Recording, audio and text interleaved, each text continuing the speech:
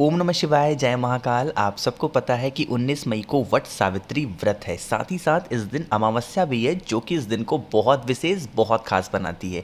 और इस पूरी वीडियो में हम लोग 4 सबसे प्यारे उपाय की बात करेंगे, जो कि पूज्य गुरु जी की कथा से सुन के बहुत अच्छे से आपको बताऊंगा। ठीक है, तो इस वीडियो में हम लोग पहले उपाय की बात करेंगे, जो कि सुहाग पिटारा का होगा। दूसरा उपाय आपको पीपल के पेड़ के नीचे जाके करना है। तीसरा उपाय आपके घर में अगर बहुत ज़्यादा बीमारी है उसके लिए है। और चौथा उपाय आपको बस पेड़ की 5 पत्तियों को लेना है, छोटा सा उपाय करिएगा। ठीक है, तो एक एक करके हम लोग सारे उपाय की तरफ बढ़ते हैं। सबसे पहले उपाय की बात करेंगे, क्योंकि कल है वट सावित्री व्रत, तो पहला हमारा उपाय है सुहाग पिटारे का, है ना। को भैया सुहाग पिटारा का जो उपाय जो है, इससे बेनिफिट क्या है, फ़ायदा क्या है। तो अगर आप सुहाग पिटारा का उपाय करते हैं ना, तो इससे क्या होगा, आपका पूरा परिवार, आपका जो वंश होगा वो बहुत ज़्यादा खुश होगा, बहुत ज़्यादा आगे बढ़ेगा। दूसरा, आपके हस्बैंड यानी कि आपके पति की जो एज होगी, जो उम्र होती है जिसके लिए व्रत रखा जाता है, वो आपका सफल माना जाएगा। ठीक, देखो बता दूं कि इस उपाय को जो महिलाएं व्रत रहती हैं वो भी कर सकती हैं, और जो व्रत नहीं रहती हैं वो भी इस काम को कर सकती हैं। ठीक है, देखो वट सावित्री का व्रत है, तो आप लोग क्या करेंगे, सुबह के टाइम जैसे आज तक आप अपने परिवार के साथ जैसे पूजन अर्चना वट वृक्ष की करते चले आए हैं वैसे ही करिएगा, कोई परिवर्तन करने की ज़रूरत नहीं है। ठीक है, जो दूसरी चीज़ बताने जा रहा हूँ वो ध्यान से सुनिएगा। स्क्रीन पर आपको एक बांस की टोकरी दिख रही होगी, दिख रही है ना। आप क्या करेंगे, मार्केट में इसी तरीके से बांस की टोकरी लेंगे। मार्केट में तो इस समय प्लास्टिक के भी बहुत ज़्यादा हैं, अलग अलग डिज़ाइन के आ गए हैं, तो आप चाहें तो प्लास्टिक का भी ले सकते हैं, पुण्य आपको दोनों से मिलेगा। लेकिन अगर आप बांस का इस्तेमाल करते हैं, बांस की टोकरी का, तो इससे जो आपके वंश होंगे ना वो बहुत ज़्यादा वृद्धि करेंगे, आपके परिवार में खुशियाँ बनी रहेंगी। ठीक है, कहोगे भैया अब ये जो बांस की टोकरी है इसमें हम करेंगे क्या। तो जो कुछ भी, देखो जब हम व्रत रहते हैं तो पूजन करने के बाद वट सावित्री व्रत में दान देने का भी प्रावधान माना गया है। जो कुछ भी आपकी क्षमता है, जितनी भी क्षमता आपके परिवार की है, आप इस टोकरी में रखेंगे। ठीक है, कोशिश करेंगे सबसे पहले जितने भी सुहाग के सामान होते हैं वो इसमें रखेंगे, जैसे चूड़ी हो गया, बिंदी, सिंदूर, जो कुछ भी होता है सुहाग में वो आप इसमें रख देना। बाकी आप इसमें कुछ दक्षिणा रख देना। दक्षिणा रखने के बाद कुछ भी आपको जो अनाज दान करना हो, चाहे गेहूँ, चावल, आटा, जो कुछ भी आपके घर में हो, बहुत आसानी से थोड़ा देना हो थोड़ा दे दो, ज़्यादा देना हो ज़्यादा दे दो, ये आपके परिवार की स्थिति पे डिपेंड करता है। ठीक है, दे देना। और इस टोकरी को उठाना, किसी भी पंडित जी को, किसी भी ब्राह्मण को उठा करके दान कर देना, इसका बहुत बड़ा महत्व होता है। ठीक है, हम लोग के यहाँ देखो जब शादियाँ होती है ना, तो आंगन में क्या होता है, बांस का ज़रूर इस्तेमाल किया जाता है। तो बांस का इस्तेमाल करने का मतलब ही यही होता है कि वो हमारे वंश की वृद्धि करेगा। तो बांस की टोकरी में दान ज़रूर करिएगा। ठीक है, बस, और आपको कुछ नहीं करना। ठीक, चलो पहले उपाय की हमने यहाँ पर बात करी है, ये कोई उपाय नहीं था, बस छोटी सी जानकारी थी। चलो आगे बढ़ते हैं। हम लोग पीपल के पेड़ के नीचे उपाय को करना होगा। बहुत ध्यान से सुनिएगा, अमावस्या का इससे सुंदर उपाय कुछ नहीं होता। अब इसके फ़ायदे सबसे पहले समझो। इसका एक ही फ़ायदा है कि अगर आपके परिवार में खुशियां नहीं है, हमेशा लड़ाई झगड़े, छोटी छोटी बातों को लेके आपस में लड़ना भिड़ना, ये सब मचा रहता है ना, तो इस काम को करिएगा। देखो आज आप लोग देखते होंगे कि हर एक गली चौराहे पे, नुक्कड़ पे बेल के दुकान आपको मिलते होंगे, बेल के जूस मिलते ही होंगे, है ना। उन्हीं से कहना भैया हमें एक बेल दे दो, खड़ा बेल।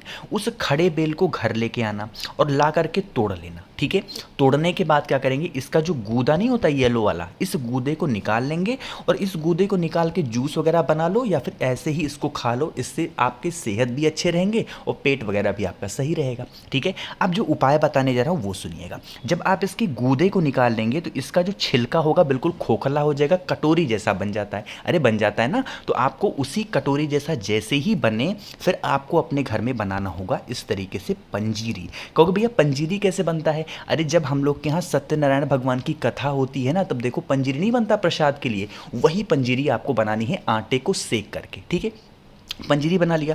उस पंजीरी को, जो आपने इस गूदे को खाली किया है, बेल की कटोरी में उसको भर देंगे, अच्छे तरीके से भरना। ठीक है, और अपने हाथ में लेकर के आपके घर में जितने भी कमरे होंगे, जितने भी रूम्स होंगे, वॉशरूम को छोड़ करके सभी कमरों में एक बार घूम लेना। ठीक है, घूमने के बाद क्या करेंगे, अमावस्या के दिन सुबह 10 बजे से पहले, इस उपाय को सुबह 10 बजे के बाद आप नहीं कर सकते, इसको आपको सुबह 10 बजे से पहले करना होगा। चले जाना पीपल पेड़ के नीचे। ठीक है, पीपल पेड़ के नीचे जाना और सबसे पहला काम करोगे, एक चाहे तो घी का दिया, सरसों का दिया, जैसा भी दिया, लेकिन वो दीपक गोल बत्ती का लगाना। ठीक है, लगाने के बाद आप क्या करेंगे, वहीं पीपल पेड़ में थोड़ा पीपल पेड़ में नहीं, पीपल पेड़ की मिट्टी में, वहाँ जड़ में बहुत छोटा सा गड्ढा खोदना, और जो आपने बेल के गूदे को पूरे घर में घुमाया हुआ है पंजीरी भर के उसको इसमें दबा देना और आपको कुछ भी करने की ज़रूरत नहीं है। इससे क्या होगा, जो हमारे पितृ होते हैं बहुत खुश होते हैं और जब हमारे पितृ खुश होंगे तो हमारे जीवन के सारे कष्ट दूर हो जाएंगे। ठीक है,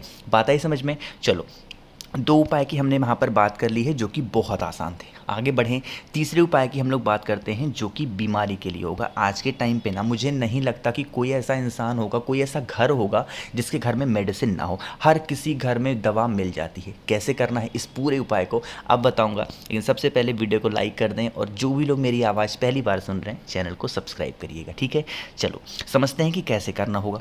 स्क्रीन पर आपको एक इंसान दिख रहा है जिसके हाथ में दवा है। ठीक है, इसमें कोई उपाय वगैरह आपको करने की ज़रूरत नहीं है। बस आपको एक काम करना होगा, वो ये काम है कि जब आप मेडिसिन खाने जा रहे हो, जो भी दवा आप खाते हो उसको बंद वगैरह नहीं करना है। जब भी आप मेडिसिन खाने जाते हो तो आपको 7 बार महादेव का एक नाम बोल करके खाना होगा, जिससे आपकी जो दवा आप खाओगे ना वो जल्दी काम करना स्टार्ट करेगी। वो कौन से महादेव हैं?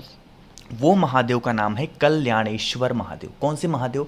कल्याणेश्वर महादेव। अभी हाल ही में जो कथा गुरुजी की चली थी, अगर वो कथा आपने ध्यान से सुनी होगी तो ये उपाय आपको याद आ रहा होगा। कितनी बार लेकिन नाम लेना होगा? 7 बार नाम लेना है कल्याणेश्वर महादेव का। अब देखो, सिर्फ दवा खाते टाइम ही कल्याणेश्वर भगवान का नाम नहीं लेना है। मान लेते हैं कि आप जाते हैं कोई अपना इलाज कराने के लिए, डॉक्टर को दिखाने के लिए, तो भी डॉक्टर को दिखाने से पहले 7 बार कल्याणेश्वर भगवान का नाम लेना है, महादेव का नाम लेना है। ठीक है, पहला काम। दूसरा काम, अगर मान लेते हैं कि आप अपना कोई टेस्ट कराने जा रहे हैं। टेस्ट कराने का क्या मतलब है कि मेडिसिन लाइन में कोई टेस्ट, लाइक शुगर आप टेस्ट कराने जा रहे हो या फिर अपना अल्ट्रासाउंड कराने जा रहे हो, कोई ऑपरेशन के लिए इलाज कराने जा रहे हो, तो भी 7 बार कल्याणेश्वर महादेव का नाम लेके जाइएगा। आपको वो दवा काम करेगा और टेस्ट जो होगी वो आपके हित में आएगी। आपको कुछ भी ऐसा ऑपरेशन वगैरह की दिक्कत नहीं आएगी। ठीक है, बात आई समझ में। 3 हमने उपाय की बात की है और कल्याणेश्वर महादेव का ये उपाय बीमारी के लिए ज़रूर करिएगा, है ना।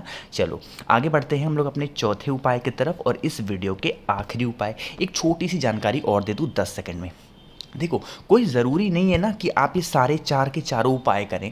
आप अपने अकॉर्डिंग देख लें कि आपको अपनी ज़रूरत कौन सी है, इसमें से कौन सी आपकी ज़रूरत सबसे ज़्यादा है। उनमें से कोई सा भी एक उपाय, ज़्यादा नहीं 2-4 मिनट लगेगा, कर लेना। ठीक है, चलो देखो, अब इस उपाय के फ़ायदे क्या हैं सबसे पहले ये समझेंगे। इसका एक फ़ायदा है, वो फ़ायदा है कि अगर आपकी मनोकामना, अगर आपकी कोई विशेष इच्छा पूरी नहीं हो रही है तो इस उपाय को करने से पूरी होगी।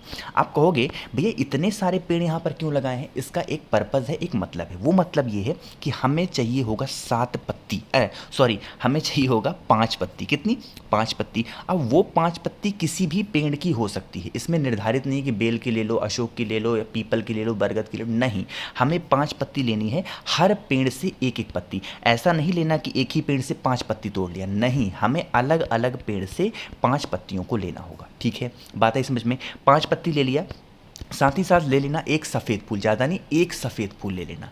अब देखो, उसके बाद लेना इस तरीके से तांबे का लोटा। इस तांबे के लोटे में भरना जल अपने घर से। ठीक है, जो मैंने आपको बताया 5 पत्ती, वो 5 पत्ती जिस भी पेड़ से आपने लिए हो इसमें डालना, और एक सफ़ेद फूल भी इसी के अंदर डाल देना। इस कलश को लेके पहुंच जाना महादेव के शिवलिंग के पास। एक चीज़ का ध्यान रखना, इस उपाय को सुबह नहीं कर सकते। कहाँ पे? सुबह नहीं कर सकते। खड़े किधर होना है? खड़े यहाँ पर रहने का कोई दिक्कत नहीं है, किसी भी साइड खड़े होना, क्योंकि उपाय हमें करना होगा माता अशोक सुंदरी के स्थान पे। जो आपके हाथ में जल है ना, उस जल का मतलब उस कलश का पूरा जल किसके नाम से समर्पित करना होगा? निर्मलेश्वर महादेव। कौन से महादेव? निर्मलेश्वर महादेव के नाम से पूरा का पूरा जल माता अशोक सुंदरी के स्थान पे समर्पित करना होगा। जब आप समर्पित कर रहे हो तो निर्मलेश्वर महादेव का नाम लेंगे, साथ ही साथ जो भी आपके विशेष हों, जो भी आपकी इच्छा हो, माता अशोक सुंदरी से कहिएगा। कहोगे भैया इतना अच्छा सा उपाय है, लेकिन जल हमें माता अशोक सुंदरी के स्थान, ये जो माता अशोक सुंदरी के स्थान पे आप चढ़ाओगे, अपनी मनोकामना कहोगे, तो माता अशोक सुंदरी भोले शंकर की सबसे छोटी वाली बिटियां हैं। तो ये जा करके महादेव से कोई भी बात कहेंगी, पिताजी ये व्यक्ति आया था और इसने इस बात को कही है, आप किसी भी तरीके से इनकी कामना को पूरा करें। और जब एक छोटी पुत्री किसी के घर की अपने पिता से कोई बात कहेगी तो उनके पिता उसकी बात को ज़रूर मानेंगे। खुद वो माने ना माने, लेकिन अगर उनकी पुत्री कह देगी तो बात ज़रूर मानेंगे। तो इस इस उपाय को तो ज़रूर करिएगा। ठीक है, बात आई समझ में? तो मैंने कोशिश की आप सभी को बहुत अच्छे तरीके से इन चारों उपाय को बताने की। एक बार फिर से आपको बता दूं कि आपको कोई ज़रूरत नहीं कि आप चारों उपाय करें। आप करना चाहें तो कर सकते हैं, कोई दिक्कत नहीं है, लेकिन अपने अकॉर्डिंग जो भी आपको ज़रूरत हो सबसे ज़्यादा कि ये मेरी लाइफ में सबसे पहली प्रियोरिटी है, उस उपाय को करिएगा। ठीक है, कोशिश की अच्छा समझाने की। वीडियो पसंद आई हो तो लाइक कर दें। कुछ पूछना हो, नहीं समझ में आया, नीचे कमेंट में पूछें। मुझसे फ़ोन पे बातें करनी है तो इंस्टाग्राम पे फॉलो करें द नेचुरल प्लैनेट 108 आवाज़। जो भी लोग पहली बार सुन रहे हैं चैनल को सब्सक्राइब करिएगा। ओम नमः शिवाय, जय महाकाल।